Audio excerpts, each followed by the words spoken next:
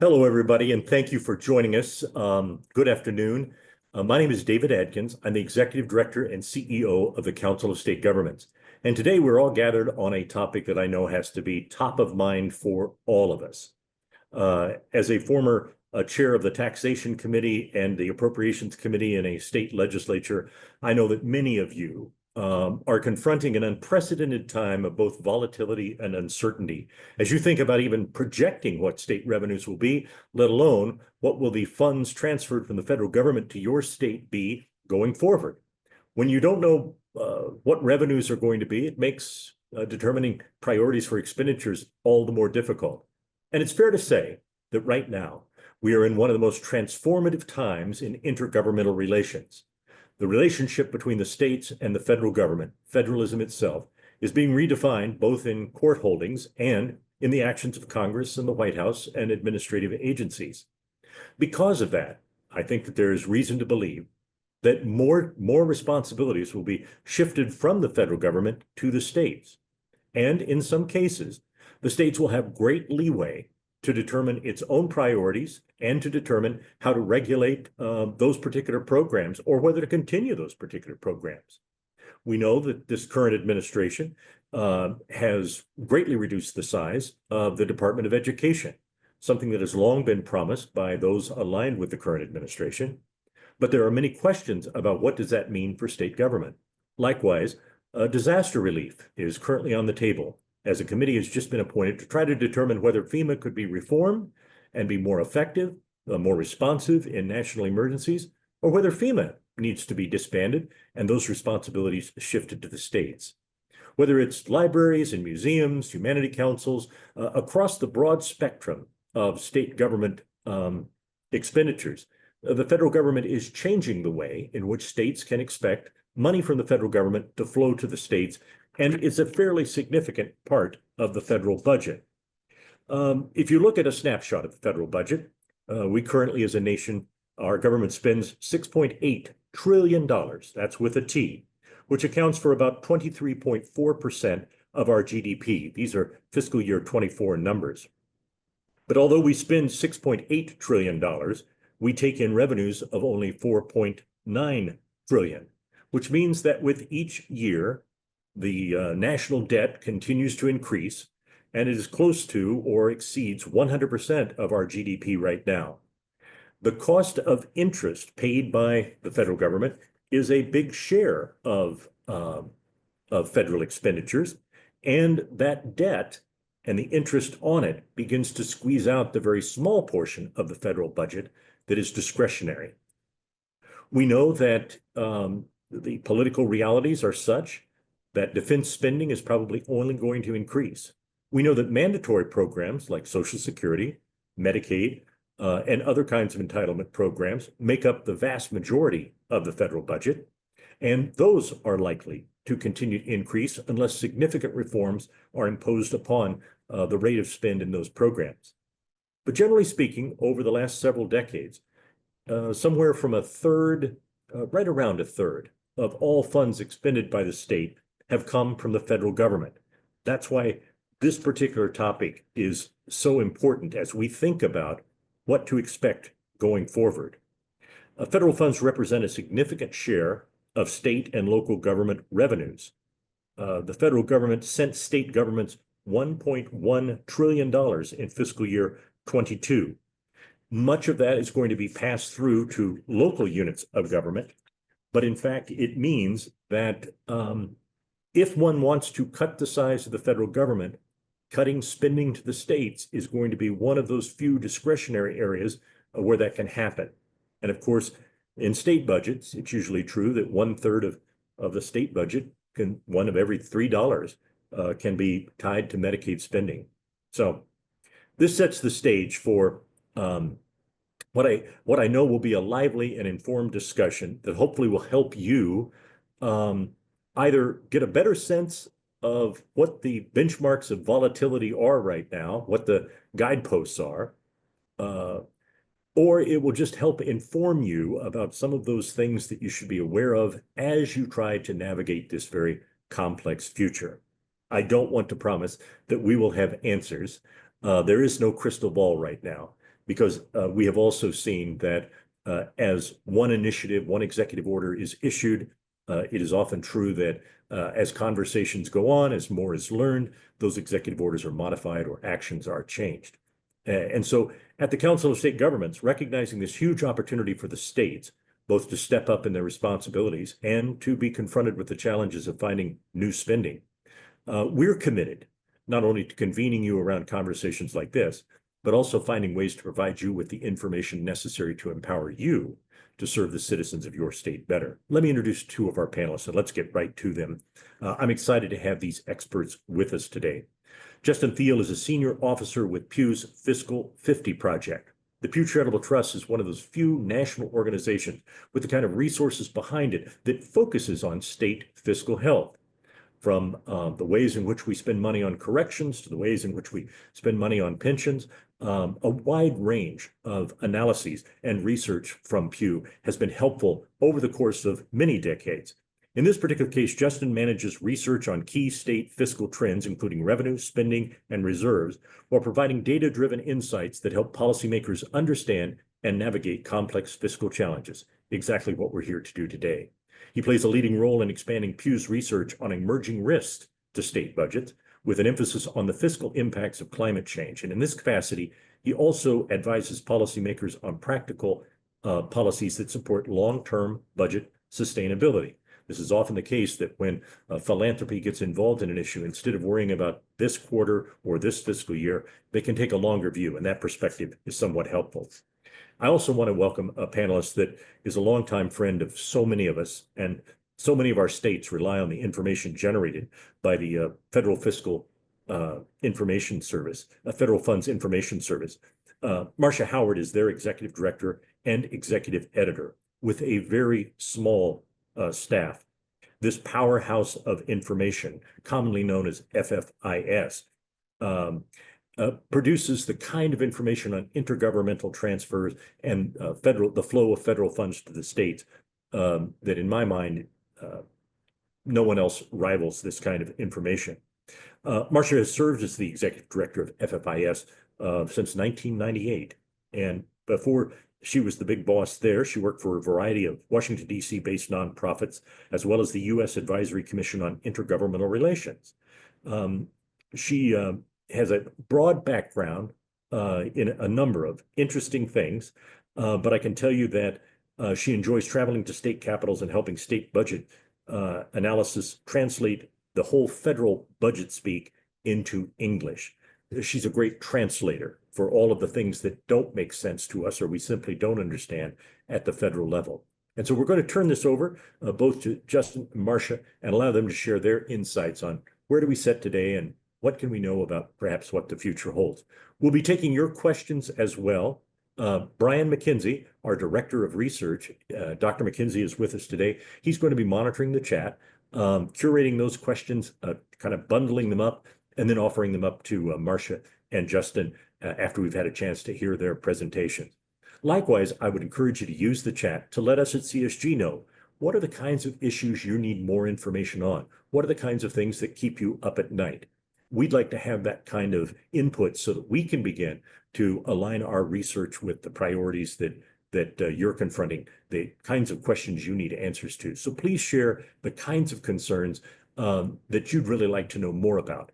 We hope to make this particular webinar on fiscal matters a series as we move through this transformative time in federal-state relations. So with that, let me turn it over to Justin, and with a very, very strong note of gratitude for Marcia and Justin, not only for the time to be with us today, but for the time to prepare these presentations. We really do appreciate it. Justin?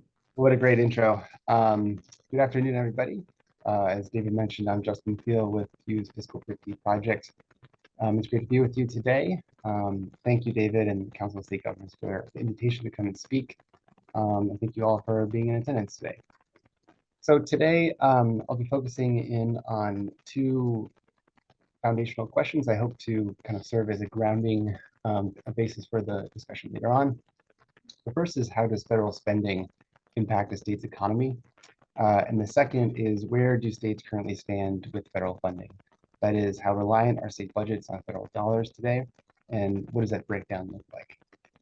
But first, I'd like to briefly set the stage. David did a great job to just add on to it here.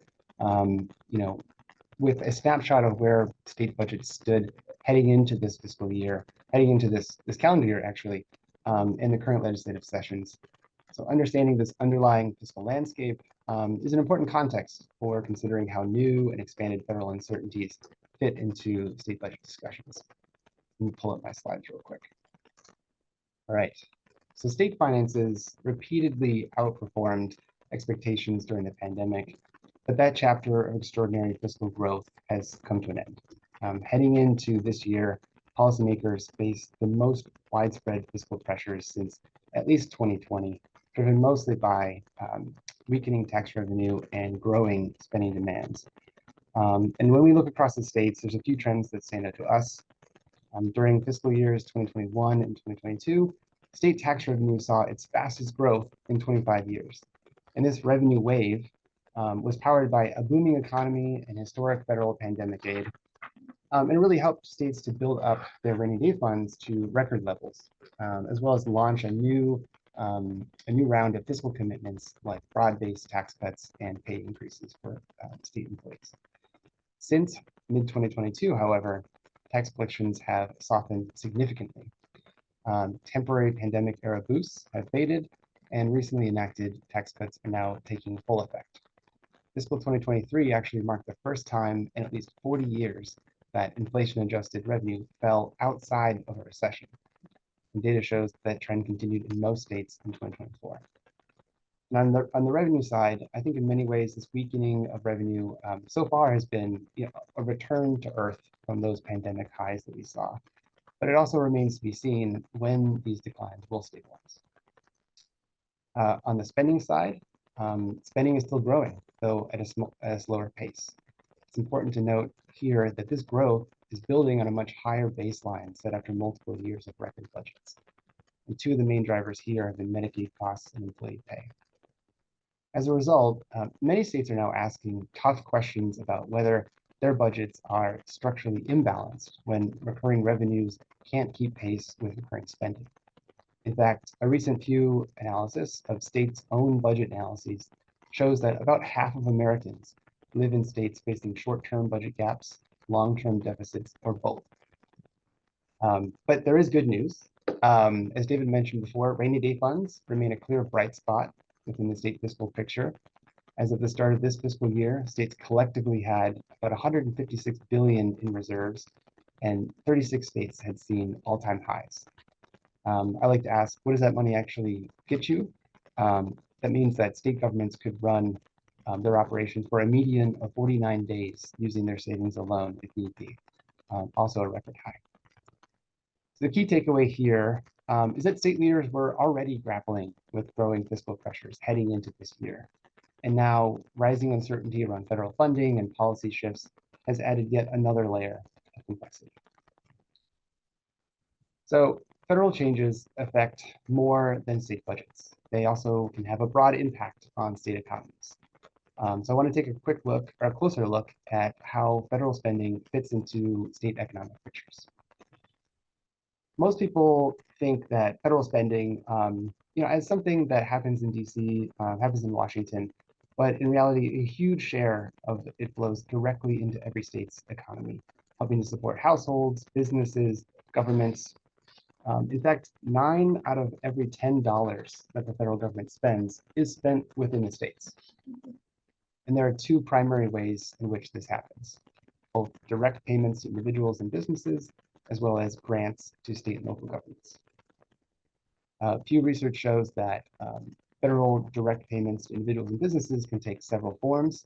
Retirement benefits is the first category here. These are payments to individuals and include things like Social Security and disability, veterans benefits. By far, though, Social Security is the largest portion of this category. Non-retirement benefits, these are also payments to individuals. These include things like Medicare, food assistance, unemployment insurance, student financial aid, and Medicare in this category represents the largest chunk. Contracts for purchases of goods and services for everything from military and medical equipment to information technology and catering services. In this category, defense purchases account for the lion's share. And then finally, salaries and wages for federal employees. This is roughly divided 2/3 for spending on civilian employees and 1/3 for military personnel. So the second major channel here is through intergovernmental transfers, or it's kind of a wonky term. These are grants that flow directly from the federal government to states to help pay for public services like healthcare, education, infrastructure, even disaster recovery. And I want to say a little bit more on this in a minute, but first I want to emphasize that the overall amount and composition of all these types of federal spending really vary widely across the states. So as a result, federal budget decisions, whether to increase or decrease, are going to affect each state differently. This is due really to several reasons, including demographics, the mix of industries within each state, the choices that state and local governments make about which services to offer and at what levels. So because each state's mix of federal spending is unique, the impact of any federal action is also going to differ widely across the states. Just one straightforward example is federal workforce reductions and canceled contracts may disproportionately impact states like Virginia and Maryland and New Mexico, where federal jobs and contractors play a significant role in their economies. I'd say the bottom line for this section is that federal spending affects economic activity in every state. And this is especially clear in states with high concentrations of retirees, lower income individuals and families, federal employees, and contractors. All right, now we can switch to what the numbers are showing today in terms of these grants that flow directly to states. Right now, a little over 1/3 of all state revenue comes from federal funds. Specifically, states received, I think David alluded this in the beginning, about 1.1 trillion in federal grants, or 36.4% of all of the revenues in 2022. And just as a heads up, this data is being updated as we speak, and we should be out with an update shortly. As always, there's wide variation across the states, though. Louisiana has the highest federal share of state revenue from federal funds at 50.5%, so just over half. North Dakota had the lowest, 22.2. And I think it's notable that in roughly 1/4 of states, federal funds were actually the largest single source of revenue. And just to look at how this has trended over time, historically, the federal share really ranges from 1/4 to 1/3 of total state revenue. Before COVID, the peak came just after the Great Recession. You can see the peak in the middle of the chart there when it hit 35.5% in 2010. But today's share is even higher. In fact, it's nearly 8 percentage points higher than the 50-year average. So what's been driving this trend? Most recently, or at least in the period between the Great Recession and the pandemic, Medicaid has been a major driver of the long-term growth in federal funds to states, both in part because of states' participation in Medicaid expansion under the Affordable Care Act, as well as an overall increase in Medicaid enrollment. And then most recently, although temporary federal pandemic aid is certainly winding down, states are still receiving, they're seeing elevated federal support due to funds provided through the Infrastructure Investment and Jobs Act, as well as the Inflation Reduction Act. And at the same time, we're seeing, remember, state tax revenues are weakening, so that the denominator in this measure is shrinking. So lastly, just wanted to provide a look at how these federal dollars break down within a state. Where do they actually go, right? Pew Research, using excellent data from federal funds information for states, shows that most federal grants falls into 6 broad policy buckets. Medicaid is by far the largest, making up about 69% of all federal grants that go to states. It's also the largest single federal funding source in all but one state. Income security is the second largest and making up the second largest federal funding source in 39 states.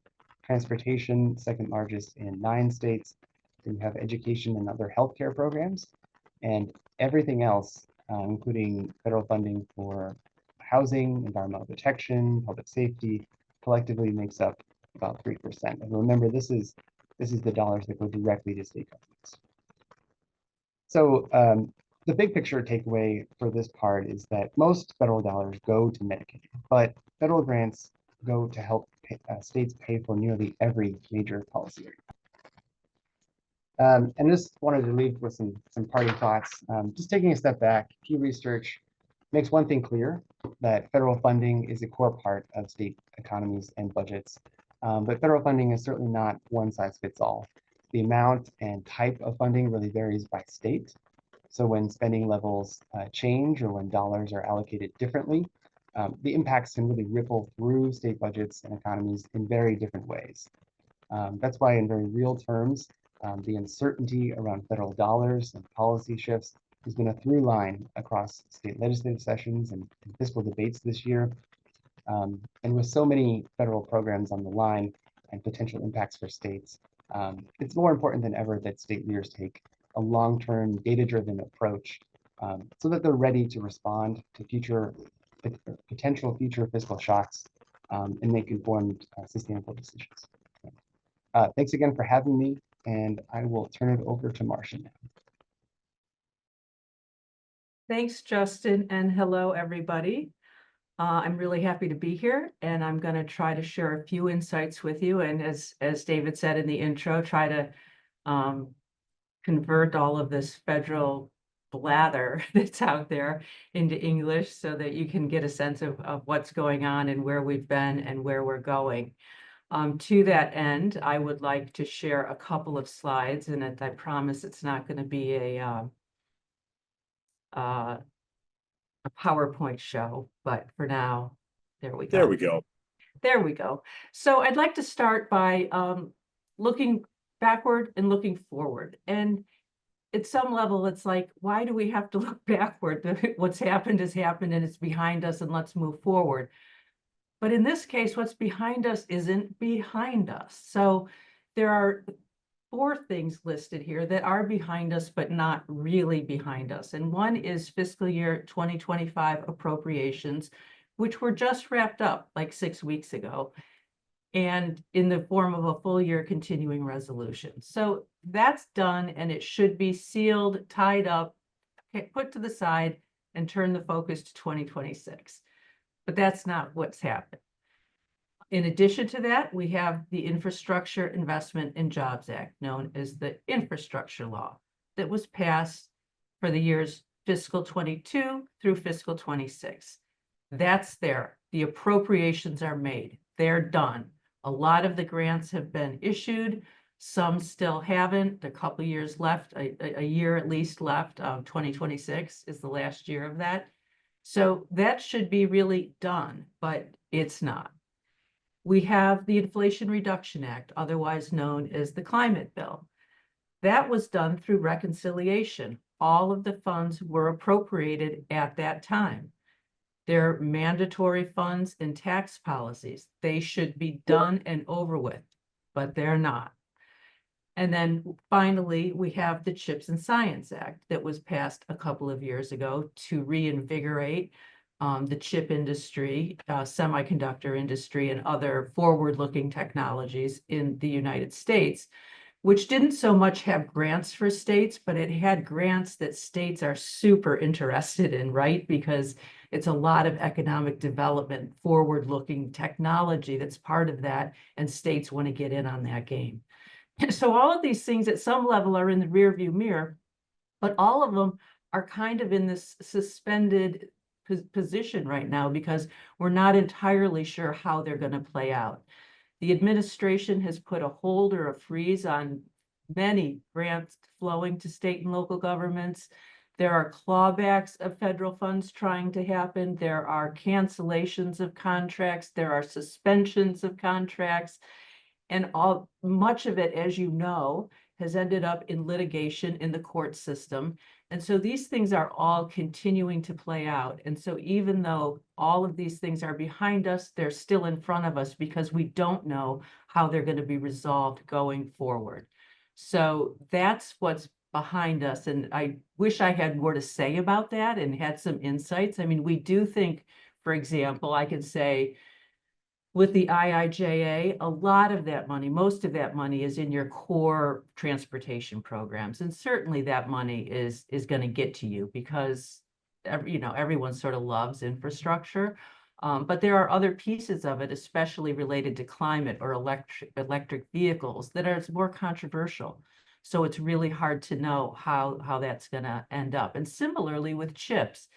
CHIPS seems like it's pretty well aligned with the priorities of the current administration, but we haven't heard a peep about CHIPS since this administration has come into office. And I do want to mention that FFIS maintains spreadsheets on all of these things. We have an IIJA spreadsheet, an IRA spreadsheet, a CHIPS spreadsheet, and then recently we've developed a new federal grant action spreadsheet. And what that's doing is trying to track all these announcements of grant cancellations or retrenchments or reissuances, just various things that have happened, as well as the court cases that have been filed to try to challenge some of these federal actions. So we're up, that's the one that we're really updating the most at this point, because that is where most of the action is. So as we're doing that, we're also looking forward. And so much is in play right now. So looking forward is keeping us busy too.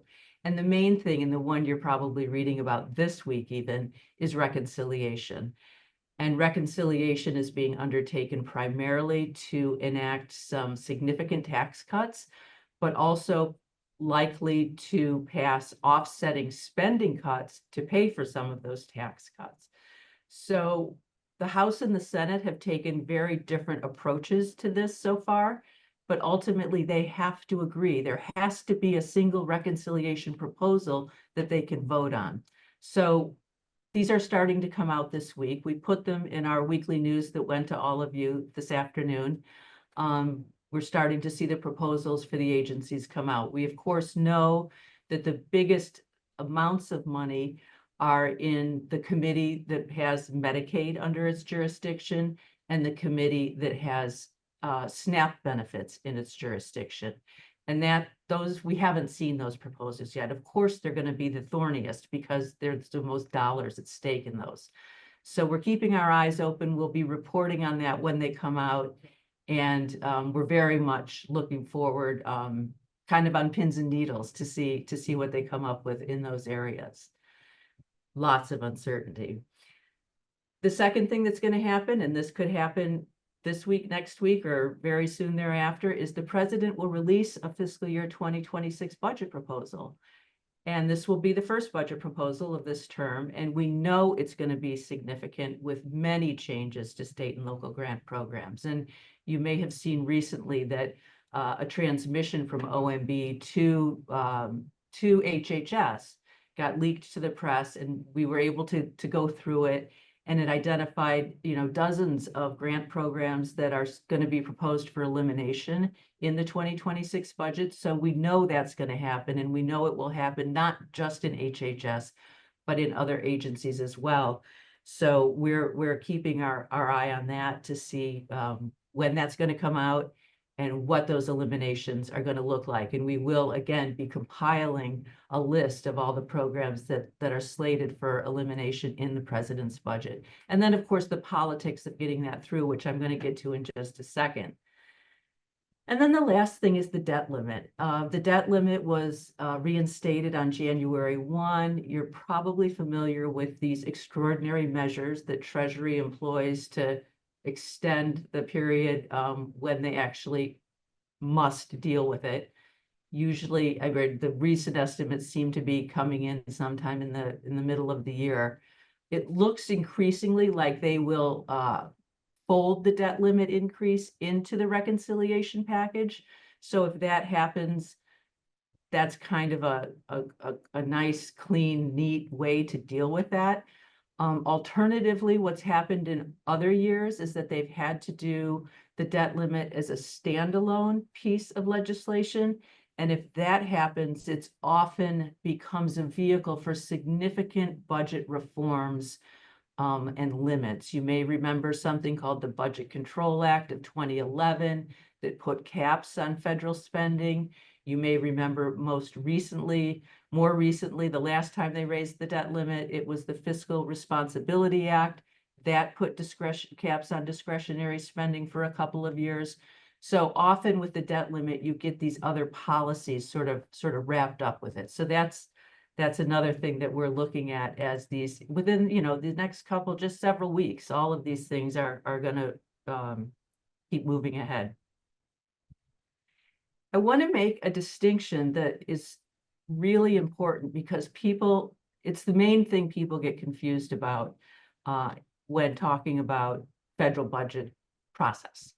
And one is what we call regular process. And regular process is what you all do in your states. The governor introduces a budget, you act on the budget, you pass the budget, and almost everything you do is through that. In Washington, everything can be done through that same regular process, but there's a little wrench there, and the wrench is called filibuster in the Senate. And because the filibuster is available in the Senate, it means that you need 60 votes in the Senate to get anything through the regular process. And that can make it very difficult to pass any legislation, but especially budget legislation. So when we talk about the 2025 appropriations process or the 2026 appropriations process, these affect discretionary spending, and they have to go through this regular process, and they have to get 60 votes in the Senate, which is why it's so difficult to get them through, and why we often start years with continuing resolutions, and in the case of this year, end the year with a continuing resolution, because it's just so difficult to get that 60 vote margin that you need. In contrast to that, we have this process called reconciliation, which we were just talking about. And reconciliation is very powerful, but it's very limited. It can only be used to change taxes, mandatory spending, and the debt limit. So you'll notice when we're talking about it, those are the things we're talking about, is what kinds of changes are they going to make in those areas in this reconciliation package. And just to give an example of the confusion this causes, when I mentioned that HHS document that proposed, where they're going to propose all these eliminations of programs in the president's budget, we get a call from a subscriber who says, oh, so is that something that we'll see in the reconciliation package? And the answer is no, because you can't do that through reconciliation, because those are discretionary grant programs. They have to go through the regular process.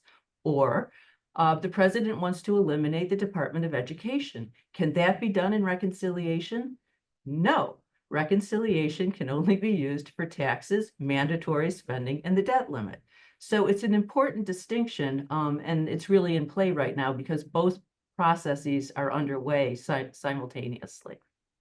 And the advantage of reconciliation for Congress is that the Senate, the filibuster is no longer in play. So now instead of needing 60 votes, you just need 51 votes. And that's why usually when you see a reconciliation package, the last one was the Inflation Reduction Act, the climate bill. And then before that, the Tax Cut and Jobs Act. Oh, and the American Rescue Plan. You usually see them when you have one party that has a majority in both the House and the Senate. So here's a little cheat sheet for what they can do in reconciliation and what they can't. And it's just here for your reference, but you can see many of the things that they're talking about, and I've already mentioned, are checked because those are things that you can do in reconciliation. But then there are things that you can't do, and those are the bottom and unchecked. And then there's the question mark with the IIJA, because they've talked about trying to make changes to some of the programs that were enacted as part of the infrastructure bill. And those were enacted as discretionary programs. So, but they figured out, they're good at figuring out ways around these kinds of rules. So eyes are open to see what, if anything, they come up with in reconciliation that could potentially have an impact on IIJA, although on the face of it, it should not be affected by the reconciliation proposals. So really, just to wrap up and give you kind of my takeaways, is that we're curious to see what's going to happen with these things that are in the rear view mirror, but not really in the rear view mirror, and whether these funds, and it's billions and billions of funds, right, will flow to states, and when and how, and if, when, and how are the real questions there.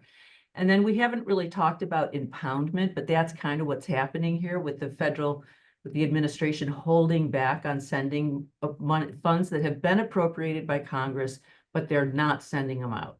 That's really what impoundment is about. That's what they're being sued over. So how will these play out, and what will that mean going forward? Because we know it's a tool that the administration wants to continue to use, and we know that it's a tool that administration officials feel strongly are not constitutional as currently designed. And so they're wanting to test these rules in the court system. And then the most important question for you all is, what are you going to do about it? There are areas, in Medicaid where we're talking, really massive amounts of federal funding, and we have the whole Affordable Care Act expansion. What do you do with that? We have coming out, for example, in the one that was just released today, one of the reconciliation proposals was to impose a fee on electric vehicles, a $100 or $200 annual fee on electric vehicles to supplement revenue into the Highway Trust Fund. And I look at that and I think, how do they do that? And the only way I can come up with is they do it by having states remit those funds, because I don't know how the federal government knows about electric vehicles unless you pick them up in the annual car registration process. So it could be that your DMVs will have a role in these proposals. So what do you do when these proposals start to come out and you have to respond to them if they manage to get enacted at the end of the process? So those are many of the balloons or balls that we have up in the air, and we're trying to keep our eye on as many of them as we can, and to give you what you need to know as you figure out how to respond to everything that's happening at this end. And with that, I'm going to toss it back to Justin, who's going to talk about, I think, your good practices to help you deal with all of that. Thanks so much. Some thoughts from me. First, take the opportunity just to plug Fiscal 50. Encourage everybody to check out the Fuse Fiscal 50 project. We track indicators of state fiscal health, including tax revenue, federal funds, reserves, long-term liabilities, and more, all in one place. It's really designed to help policymakers and practitioners quickly get the lay of the land in their state and how they compare across the country. Second, we are, closely following a range of federal fiscal developments that could impact states, and a few of them have been mentioned today, and maybe I'll mention a few others. Just the actual and proposed cuts to federal grants like Medicaid, impacts of new and expanded tariffs, shifts in immigration policy, reductions in the federal workforce, changes to the federal tax code like limits on the municipal bond exemption, and then also taken together how these federal actions may in turn increase demand for public services while households and businesses adjust to a new normal. Third, I think one encouraging trend that we've seen so far this legislative session has been that many state leaders are acting with some discipline and foresight regarding federal uncertainties. They're building budgets more cautiously and holding off on committing to new fiscal, new tax cuts or new expanded services until they get more clarity. Some are considering special sessions later this year to give themselves the flexibility to adjust if need be. Others are running scenario tests, scenario analyses, trying to answer, what would these federal actions mean for my state? And the one final sort of last but not least thought on reserves, because it's so tempting to say, well, reserves are, the cure-all solution that lie just ahead of us. We have massive cash savings.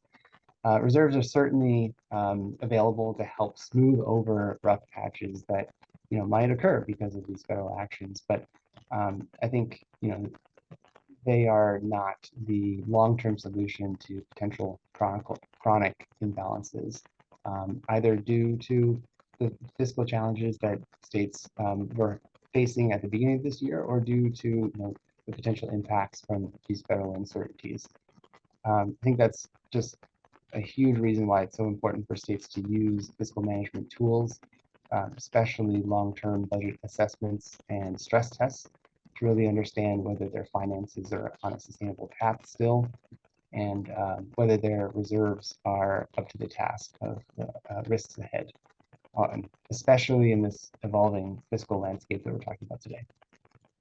Thank you. I'll turn it back over to David. Thank you, Justin, and thank you, Marcia. Marcia, I think I may have butchered the name of your organization, Federal Funds for States. And if anyone is not familiar with that, please check it out. Likely your state may be a subscriber, but their information is available with support through subscriptions and with other philanthropic and organizational support. As we consider this topic, I think we have to also consider where we stand in the continuum of federalism. For many decades, transfers of money from the federal government to the states really didn't amount to anything. Wasn't very significant at all. The first contributions that the federal government made to the states was the allocation of public lands to be reserved for particular purposes, like land-grant universities, schools, as they called them at that time, for the blind or deaf. As the ability of states who require balanced budgets in most instances to access additional revenue became limited, and as the size and scope of the federal government continued to expand, with this belief that the nationalization of just about any issue made it appropriate for Congress to check in, developed what I think a lot of people would characterize today as sort of a coercive federalism. In other words, the federal government doesn't change policy, but it forces the states to, and essentially says, if you want the money, you got to do this.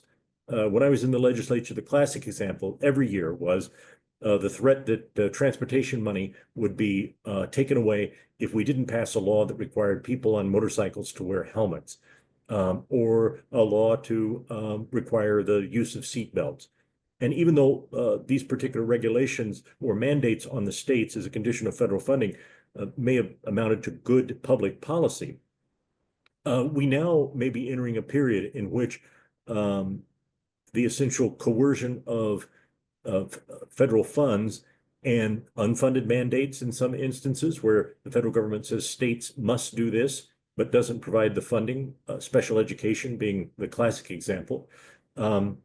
We may be entering a time in this transformation in which the ability of states to be much more responsive to their own priorities outside of this coercive influence of federal government could be one positive aspect if, in fact, you believe that states should have that kind of leeway, free from government interference or intrusion into both the design and delivery of state laws.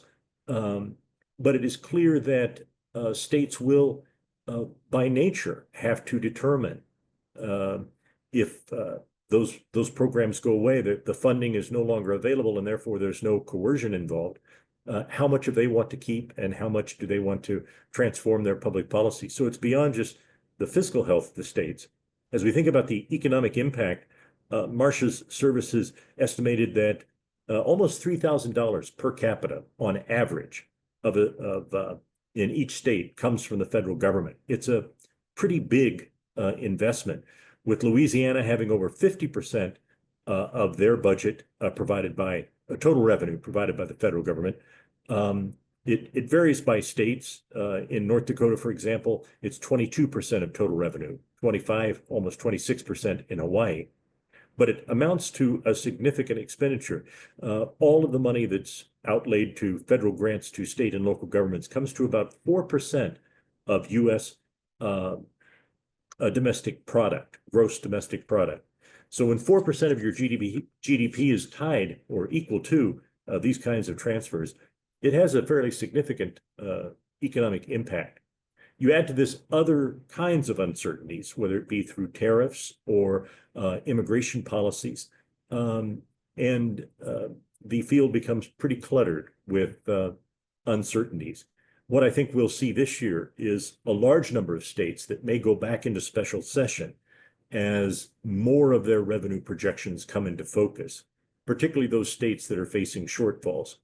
And it may require states to engage with the executive branch of their government in some soul searching about whether they wish to raise revenue or fees to cover what's needed, or reduce spending and services.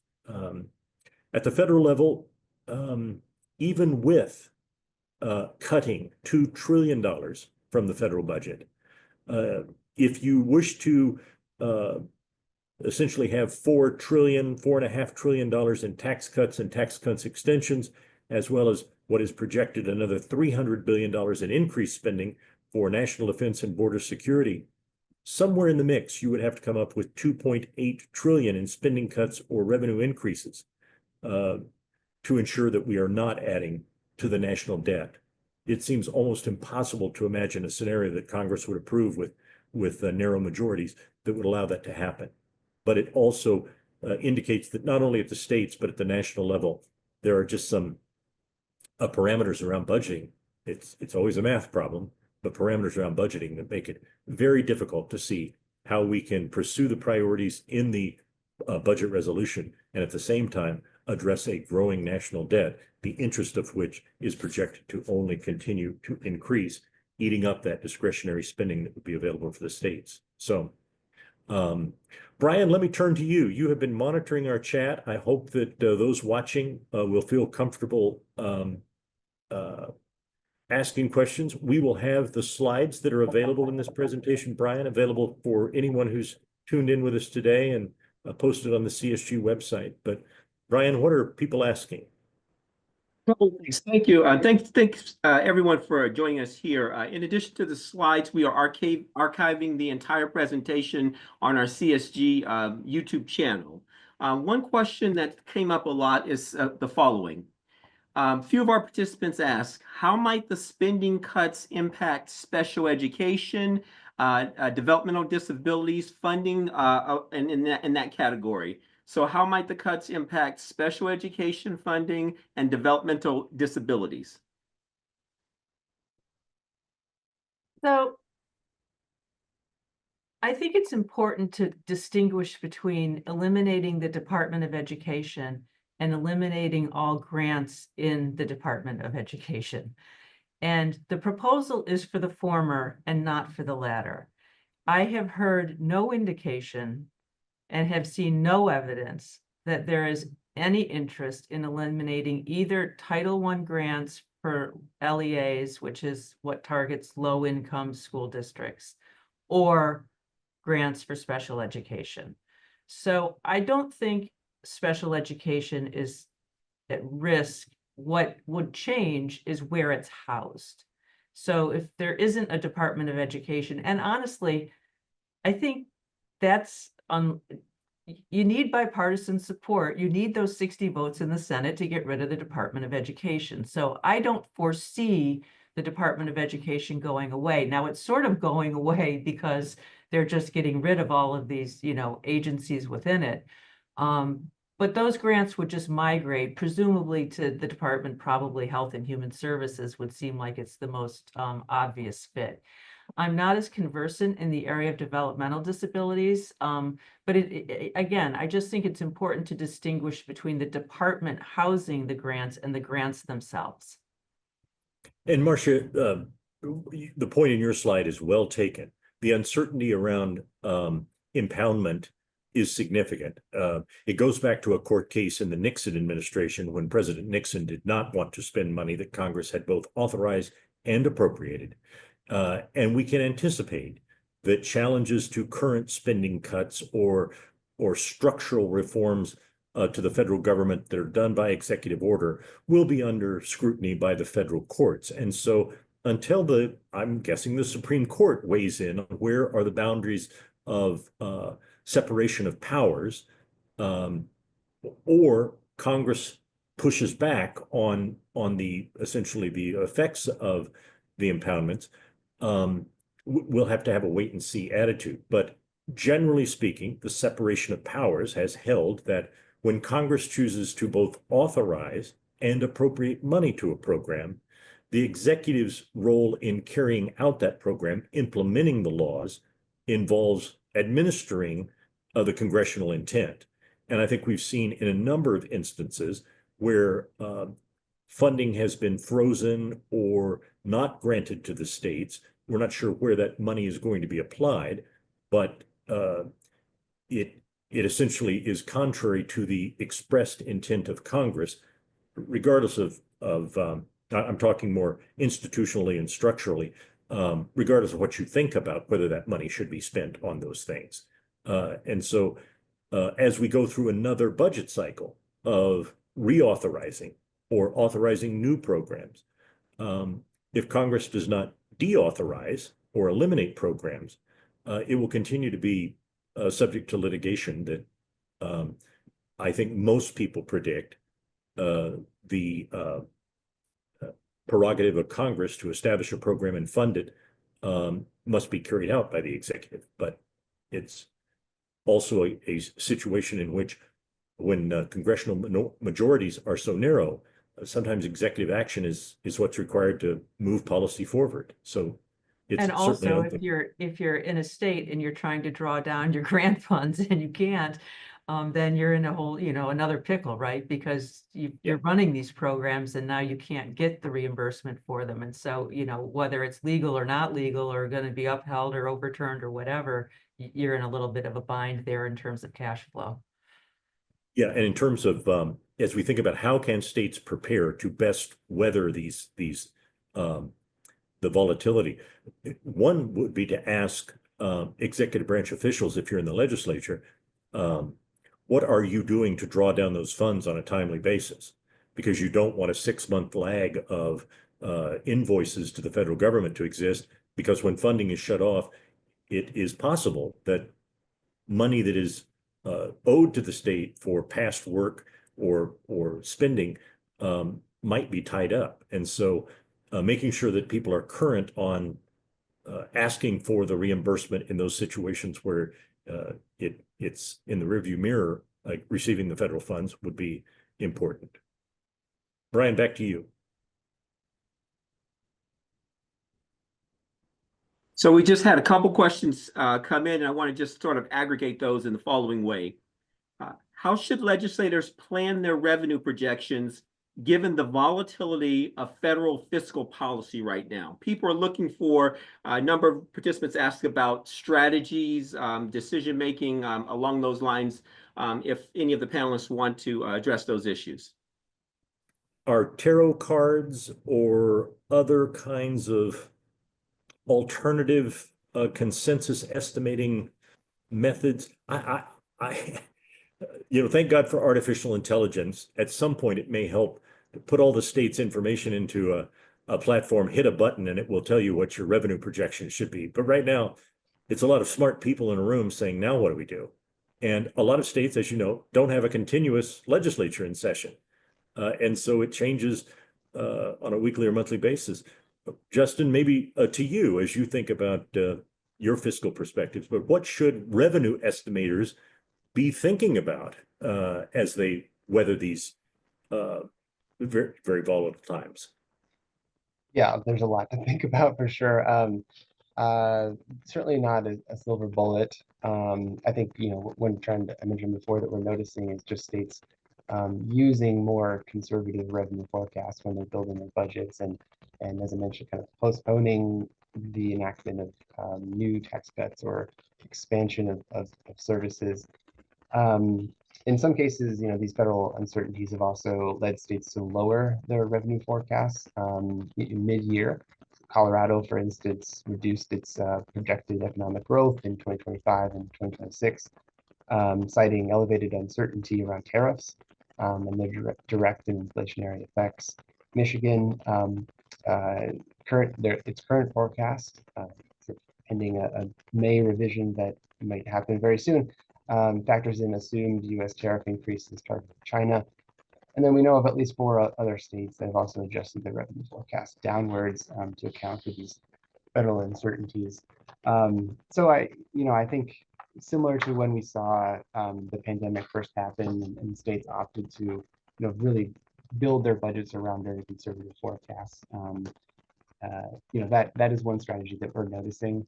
I will mention that, I think this uncertainty that we're facing today really can be an opportunity for states also to strengthen their long-term fiscal management practices.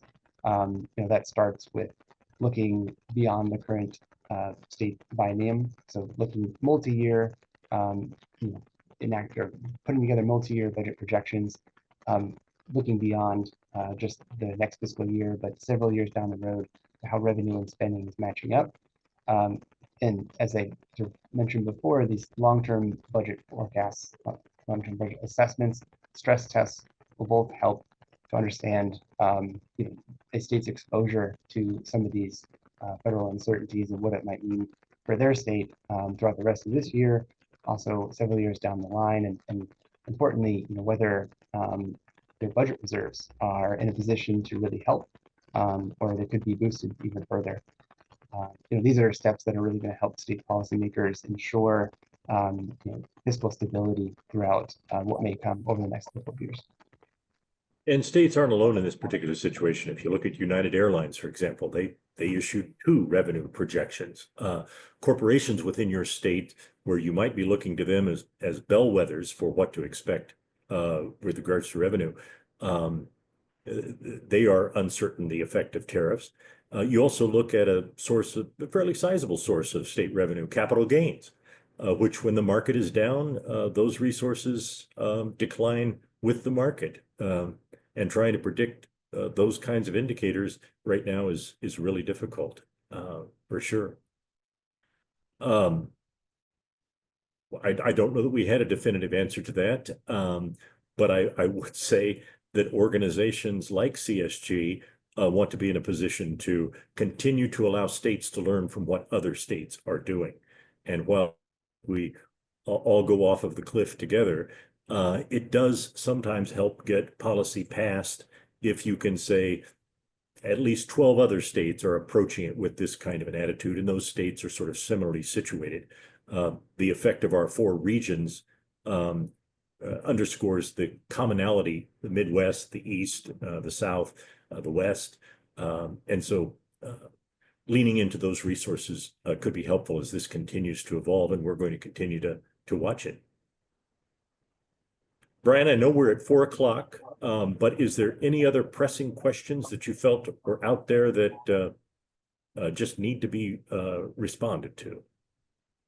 Thank you, David. I think we covered the big issues, and I just want to put it out there that research at csg.org is available to individuals who need additional information. Research at csg.org is our research department's account. So if you have anything else to send, please feel free to send those questions as well. But I think we're right at time. I want to be respectful of everyone's time. And Brian, as you know, we'll soon be releasing, it's magic, I'll hold it in front of me, a report maximizing the impact of state tax dollars, which essentially will share with our members and the public how states are trying to do their own sort of waste, fraud, and abuse elimination and find new efficiencies. These are ongoing projects in many states with auditors and other strategies that have been used, but this report will be a 50-state report to look at about what states are doing to find money to address some of these shortfalls. With that, Justin and Marcia, I want to give you just a chance to say, if people want more resources, how do they connect to your resources and perhaps follow up on something that was said here today? Justin? Sure. So first of all, I just thank you, David and Brian, and to CSG again for the invitation. Folks can go to www.pewtrust.org/fiscal50, or you can email me directly, and I'm sure contact info will be circulated afterwards. Thank you, Justin. Marcia? Hey, every state subscribes to FFIS in some way, shape, or form. So if you go to ffis.org, you can see what you want, and if you don't know your password, it'll tell you who to contact to get it, and we'll get you hooked up. Great. Justin, thank you for what you're doing. Marcia, thank you for what you're doing. Your expertise and your data is rock solid, and we just so appreciate the ability to collaborate with you and also to leverage your expertise on programs like this. Brian, thank you for putting this all together. I want to say thank you for our team at CSG for both promoting and facilitating your registrations. But please let us know how we can be responsive to your needs. We work for you in the States, and we feel honored to have that opportunity to provide you data-driven options as you consider how do we get through all of this together. It's kind of exciting times to be in the public square as these changes portend a dramatic change in relationships between the states and federal government. And I have to believe that the states will be in the driver's seat much more than they have been over the last 50 years as a result of some of this. And we're going to try to work to make certain that the citizens of your state are well served by whatever it takes to get us all through this. Thank you for joining us, and we hope you'll tune in again for CSG resources around the fiscal health of the states and how to navigate current circumstances. Look for those iterations of another webinar on this topic coming up. But please be safe. Thank you for joining us, and we look forward to seeing you soon.